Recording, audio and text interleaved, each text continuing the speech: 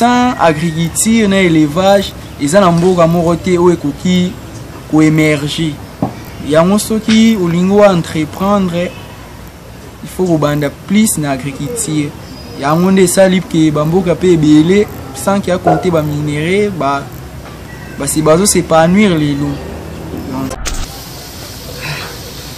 Et ça la plupart ya batu bankourageaka même si bamisu bao se moquer mais eza yango na linga eza lo électricien so ba matina poto ata batu bazo se tailler besoin mbongo yo pe yo mo lo baki ozwi mbongo tant que possibilité au monde to baki ça mais pour se limiter ka wana te il faut pe to mélanger pena agriculture mais tellement en matière d'agriculture déjà un peu moins facile pour nous pratiquer amour to mesanika kolia basoso bibemba dula to mesaka kolia kaka bangombe zota libanda mboka o yaka na carton basoso même ma pardon ba dendon batu musuku tulio ba komo bisa biso basoso mususu to liaka ezala nango ba corbeau ba musuku ba bisa biso ote mikongo ya soso or biso moto ko bokola basoso awa biso moto ko bokola bantaba biso moto ko bokola ba meme ba dendo wana pe bankelele tangu bandi osala bongo eko bana ngo malamu metango ko émerger eko mosala ke batarse komi ebele yango eko sala ke bato ebele ba arrêter yango to moni lelo ba entreprise pe ebele ekomi okwe ya vi ba taxe o ezana mboka o bazo senga yango il faut ba favoriser pe une grande partie ya agriculture na élevage pour la crise o ezana mboka pe ekokana kosila grâce à l'agriculture et l'élevage, on créer peu d'emplois et diminuer peu chômage. Quand on est en Afrique, nous sommes dépendants de l'État.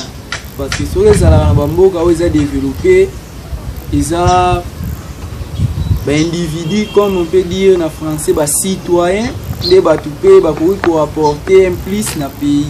Mais ils sont dépendants de gouvernement, de la Mikondi.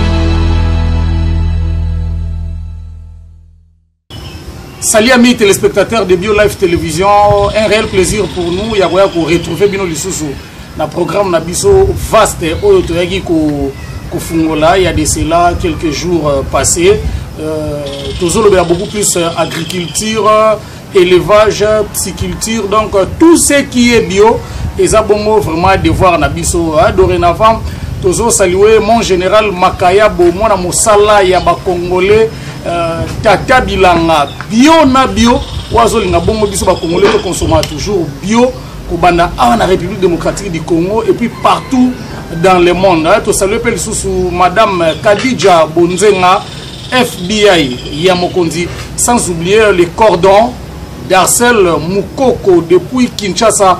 Un grand merci à cette équipe technique, à la prise de vie. Nous avons Shadrach Ntsasi et pourquoi pas Nathanaël Mwana Mouyombe, Negetrobaki, $30 et Zananzela, Oza déjà au. Alors pour ce numéro, amis téléspectateurs, nous sommes venus à la rencontre d'un jeune étudiant qui élève de bétail chez lui à la maison.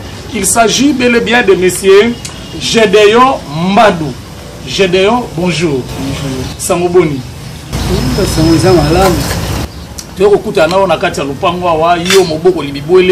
Premièrement, on s'est présenté, tu vas découvrir vraiment aux analyses ton vrai nom, état civil nayo, et puis depuis quand on va Merci. Je suis Gédéon Mbadou, étudiant à l'ISP Matadi en G1 agro-vétérinaire. Je suis célibataire.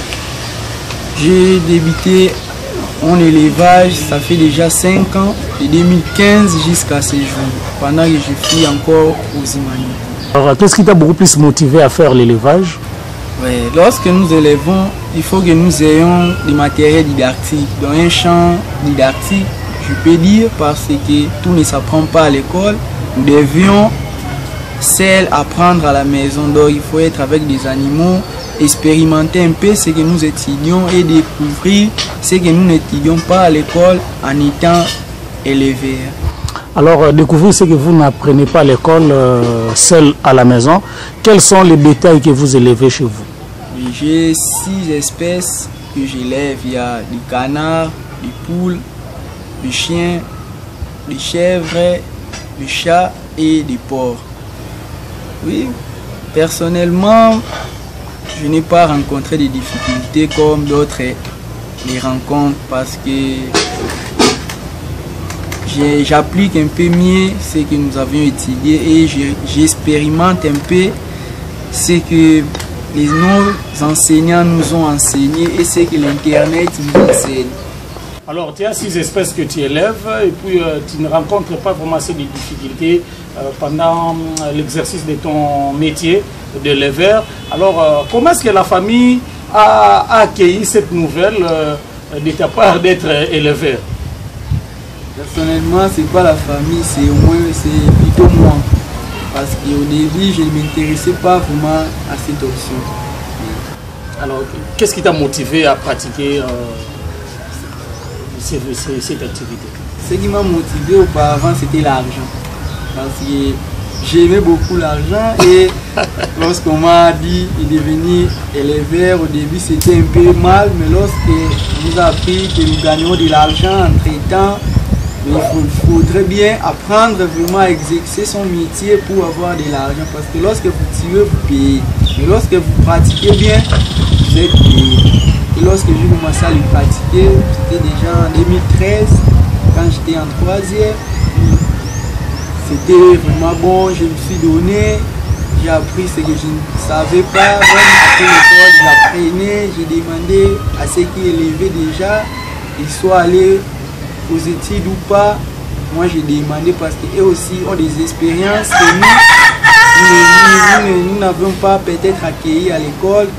Celles qui ont un peu cette expérience-là pourraient nous apporter un plus. Alors par rapport à tous les détails, toutes sortes d'animaux que tu élèves à la maison, quelle est ta préférence? La préférence c'est les porcs parce qu'ils ont un rendement un peu prolifique par rapport aux autres, malgré que c'est lui aussi qui cause plus de dépenses, mais avec lui il y a vraiment une rentabilité vraiment bonne.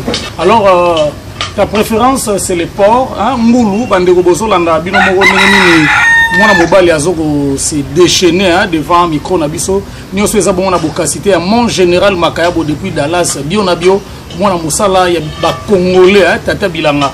Ce sont des jeunes à qui on devrait, n'est-ce pas, accorder de la chance, pourquoi pas du soutien pour qu'ils évoluer. Tel la jeune, le rôle là, il se donne déjà l'élevage. Alors, Gédéon, dans l'exercice, il y a élevage nayo, yo préfère beaucoup plus qu'élever Bangolo. Alors, quelles sont les difficultés Oyo et Latarayo na bobo Lingulu? La difficulté se rencontrera mine sur le plan économique et la nourriture, mais il y a un peu de difficulté parce que nous avons un soutien, papa paye ça pour les locaux, mais c'est vrai qu'il y a des difficultés parce qu'il faut s'approvisionner et puis jusqu'à en sorte que ceux qui vont s'accroître, place n'est pas ce que et lorsque vous avez des petites quantités, ils ont demandé ration encore de petites quantités, donc aliments mouillés. Et ceux qui vont mieux béler, ils vont demander aliments comme béler. Place n'est pas ce qu'on met. Alors, si vous Ngoulou, tango Ngoulou, normalement Ngoulou pour comme déjà consommable ou peut-être comme on a tant au côté pour que azongi c'est là au salagi production, soit vous énumérer quelques étapes de la bobo Ngoulou. Ngoulou, ceux qui n'ont pas bandeni, pour avoir mangeable, il faut ce qui est exemple na sombi, il faut na chat. Après sévrage, donc 2 mois. Après ce qui a botami na sombi, na sombi aye pananga abandi kolia. Ça dépend si il y a chemin où on a lingi ko conduire. Si on a lingi ake na reproduction, on a il faut ce gars à moi si na 6 mois, so va présenter premier chaleur, na compter 21 jours, na légisi premier chaleur, na compter 21 jours. Bon, na légisi na deuxième chaleur, na complet. Et ce qui n'a pas ça la directement consommé, il est peut-être sur une ligne à 6 mois. Aza déjà mangeable, na coupé ce aliment ou ça qui n'a engraissé na 6 mois déjà na obtenir. Alors aliment na coupé ça pour que engraissé déjà partir à 6 mois aza la mangeable et ça aliment ni. Malheureusement ba o ba pesa la biloko ba sala un peu ba profane na ko ba o ba tang ba bazan na domaine ke ba pesa juste peut-être son de blé ou bien pellet ya pomme. Un zolo va pour engraisser, il a cité pour son de blé car ou bien pellet, mais ils ont un mélange il y a aliments. Ils aliments ils sont riches en protéines, ils sont riches en glucides, calcaire, et na busani sango et sali aliments. Mais au engraissement na ocha tout na moi pourcentage moko élevé pour y avoir un petit ça qui azala un peu vivre rapidement. Et causer que la santé humaine, les toxicité. Les a juste tout pour palmiste. Donc après extraction, il y a oui, il y a manandika, des choix éthiques à la yamo, tout ça les aliments. Alors maintenant, vous pouvez énumérer quelques difficultés, mais difficultés nous avons même surmonté dans soutien Papa Pesarayo, que nous saluons d'ailleurs. Papa André Badou. Donc, nous vous saluons, papa. Merci bien d'avoir une opportunité à écouter même.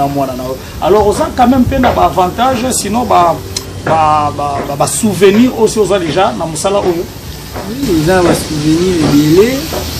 Il y a au moins une année passée, grâce à l'élevage, on a une portion de terre. Et puis ils ont parce que l'élevage est bien. Lorsque vous appliquez bien, ils ont été à ça la paix. Alors, jeune que tu as aussi des amis au niveau du quartier. Parfois, dérangerait parfois aussi jeune que tu es. Et puis dans une grande ville comme celle de Matadi. Et ça, la plupart, il y a des encouragés, même si nous sommes moqués, mais ils ont la ligne, ils ont l'électricité sur la matinée pour tout. Attends, ils ont aussi taillé, ils ont bon, ils ont le bagage, ils ont bon, quand il est parti. Oh, et ça le m'a déjà? Oui, ça oh. Alors, j'ai d'ailleurs un projet dans Moussala Oyo, ils ont la ranine. Moussala, c'est vrai, nous avons un projet belé. Nous avons un projet, ils ont passé un peu pour le bain, mais ils ont un peu. Bref, l'idée na yo, quand nous avons la nini, ils ont la mouton sous tourner, Nathan, on a comme grand caméraman, faut la filmer dans RTNT, dans TV5, France 24. Bollywood, dans Novelas. C'était pour amuser la galerie. Alors, ce qu'on est au réseau Naranini, dans Moussala Oyo. Tant que tu as pour ça la option Oyo, ceux qui tout ça là qui ont été pour tout ça là on part pour nous ça. Parce que ceux qui te se rendre compte dans Mboga na biso Isala ils ont vraiment été. Yango basalaki bachaki yango même na valorisation, ajoutaki même cours mususu neti entrepreneuriat parce que nous avons soit ça la option a la capacité à créer quelque chose se prendre en charge. Il y a un autre qui n'a jamais élevé parce que tous sont capables de créer quelque chose. Donc, si vous avez mais pour ça, que chômage, oui. Donc, vous avez déjà patron et entreprise général Makaya bio mon général. Vous avez senti que vous avez vraiment élevé Razali, bien qu'étudiant, vous avez un champ de coq. Donc, peut-être donc peut-être avant le mois, moi tabaté, peut-être moi soso pe na kozwa ngali ngami kolia soso ya Congo balami na mwamba nguba na fufu ya manioko. Ça c'est comme un vrai montant qui se respecte quoi. Alors déjà bino bosa tango boso ça la option na bino yo boso ça pe entrepreneuriat et déjà yo pe déjà côté entrepreneuriat bosa déjà quelques espèces déjà aux beaucoup là. Est-ce que vous avez un tabangulu, soso, nia, umboa, canard, vous avez une espèce de tant que possibilité au monde, tu as ça. Mais pour se limiter à il faut mélanger l'agriculture, mais tellement à la matière d'agriculture, un peu moins passe pour nous pratiquer. Moi, pas citer, mais ça passe parce qu'il n'y a pas des espaces. Il n'y a pas d'espace, mais il n'y a pas de sol, comme il faut le dire. Donc, malgré la mabanga, miracle salimara. Tu peux pratiquer pas l'agriculture dans mabanga. Mais plus, tellement, on a une place belée pour nous. Place pour nous pratiquer. Merci Gédéon Badou, na courage, na disponibilité encore une fois de plus. Alors il y a des jeunes Congolais disséminés à travers le monde. Déjà, sur la chaîne Bio Live TV, Kobanda na Matadi, na Dallas, na Kinshasa, na Vanuatu, na Île de Tonga, na Australie, na Turquie. Partout dans le monde, il y a mon général Makaya Bio Tata Bilanga et puis moi na Moussala ya ba Congolais. Na yebité sur les conseils au ko prodiguer na ba jeunes Congolais au baza logo la yo jusque là tilelo métier exacté ba lingi pe ko apprendre. C'est vrai que dans un mboka moko ils un peu passé que ba dunyo so ba barragiste que ça passe vraiment pour nous se retrouver. Mais ce que nous avons même bibliquement, nous avons déjà pour élever, pour pratiquer l'agriculture. Pour les il y a des richesses pour les c'est vrai, ce que nous avons même l'agriculture avec le petit moyen au cause nango naza sûr que au pour regretter parce que avec l'agriculture bien ça même en ta marchandise na yo eza vendité yo moko ko consommer yango et puis sans agriculture na élevage eza na mboka moko te o ekoki ko émerger yango soki olingo entreprendre il faut rebanda plus na agriculture. Il y a un monde salib qui bamboka pe belé sans qu'il y a compté ba minéraux c'est bazo s'épanouir les loups.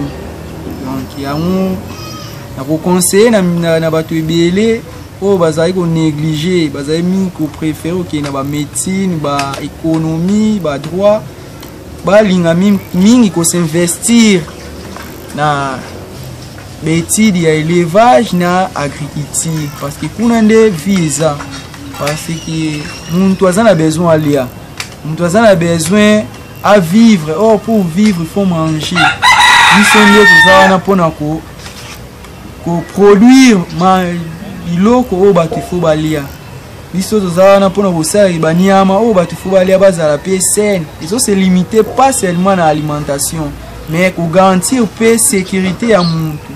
Parce que malade ko quitter pe na nyama ya na muntu pona ko éviter nyonso wana yango tuza wana pona ko aider de sorte que muntu pe azala immuniser.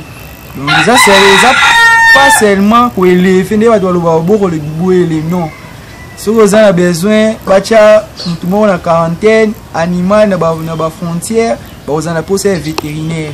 Na ba OCC, vous avez besoin de vétérinaire pour na biloko zo kota na ba port. Tellement tout ça pe na mboka o nyonso tu élevera te, mais nyonso sera toujours venu de l'extérieur. Donc vous avez besoin de vétérinaire pour contrôler ba biloko wana. Voilà, amis téléspectateurs de BioLife Télévision, Boto Yoka propos, Yandeko Gédéo Badou, à outil tenir, c'est un garçon quand même encouragé. D'ailleurs, tu as nos encouragements, toutes nos félicitations. Vraiment boyende parce que tu me sais que tu as soso bibemba doula. Tu me sais que tu as ngombe zota libanda mboka. O yaka na carton. Ba soso même ma, pardon, ba dendon. Ba tumusuku tu leo ba koma webisa biso ba soso mususu to liaka ezala nango ba corbeau. Ba musuku ba webisa biso ote mikongo ya soso. Or biso moto ko yiko boko la ba soso awa, biso moto ko yiko boko la bantaba, biso moto ko boko la ba meme ba dendon wana pe bankelele mabata et consort, mais to lika beaucoup plus ko importer. Donc to bandi ko to so importer na maya komela. Donc ko maya komela masanga biloka kolia na bilamba voire même nasuki ça pas tout kolobate nyonso tozo importé et ça pas sipé mawa. Le frère vient de nous dire qu'il y a beaucoup de nations où il y a comme une grande puissance dans le monde qui makaka mingi sima y agriculture tokoki ko citer Thaïlande, tokoki ko citer Chine, lelo Chine yem tazole sabiso loso, tokoki ko citer Brésil, na kati ya Brésil ozo na Brésil bazo produire café, bazo produire bitabe, sotoke na Sénégal, c'est aujourd'hui le Sénégal est l'une des grandes puissances de l'Afrique, c'est grâce à ces arachides, sotoke na ba pays mususu kuna bazaka na cacao. Donc bisope awa nous avons de plusieurs hectares de terres arables na kati ya République démocratique du Congo et puis toza na facilité ya bobokola plusieurs espèces ya bibouele ezala banimaux domestiques ou sauvages tokoki ko apprivoiser bango pe. Donc awa pe na kati ya Congo mutu akobokola antilope, akobokola pe gazelle, akobokola buffle, akobokola pe chimbrique, akobokola porc épic pardon. Donc prenons conscience vraiment. Merci Gédéon na disponibilité na éviter lilobano ya suka et kokaki kozala nini par rapport ya lisolo toto solana olelo. C'est vrai que quand on est en Afrique, nous sommes dépendants de l'État. Parce que si les Bamboka ont développé, ils ont des individus, comme on peut dire en français, des citoyens, qui peuvent apporter un plus dans le pays. Mais ils sont dépendants de gouvernement, de les politiciens. Parce que tant que nous sommes et que nous sommes émerger et comme ça là que bataille c'est comme belé yango ko sala ke bato belé ba arrêter yango to moni lelo ba entreprise pe belé comme yango kwe ya vi ba taxe o ezana mboka o bazo senga yango il faut ba favoriser pe une grande partie ya agriculture na élevage pour la crise o ezana mboka pe ekokana kosila. Grâce à l'agriculture et l'élevage, on va créer des emplois et diminuer le chômage. Parce que sans pourtant au taper dans l'école, on peut un peu une pratique, une formation. Il faut prendre conscience sans agriculture et l'élevage, le développement paysan un peu difficile dans le monde. Sans agriculture et élevage, le développement est pas si dans le ne malobandeko Gédéon Badou auto ko pesa biso yango peye ko mettre fin na entretien na biso menanga ko transmettre message pa ya mutumoko encourager misala o mingi. Il s'appelle mon général Makayabo azana Dallas aux États-Unis d'Amérique. On a lingi au transmettre bango message yebisa mon général eloko nini akoki ko sala pour appuyer yo na musala na yo. Voilà, donc ça dit ça le la kanga tozana yo te na ouais, mon général, malgré que tu aies vanité, c'est vrai, la plupart, il y a Bazali, Kulukakoya, na bapoto kuna nde peut-être vie ezali mais na ba réalité oyo tozomona vie eza nde awa nga personnellement soki aide na yo ekoki kozala important eza si na kodecevoir yo te okomona mpe mosala ekosalama na oyo biso toapprendre donc soki moyen ekoki kozala po soutenir nga financièrement na kodecevoir yo te mpe na komettre nyonso oyo naza nango mpona korentabilité oyo okoinvestir yango wana ndi parole nanga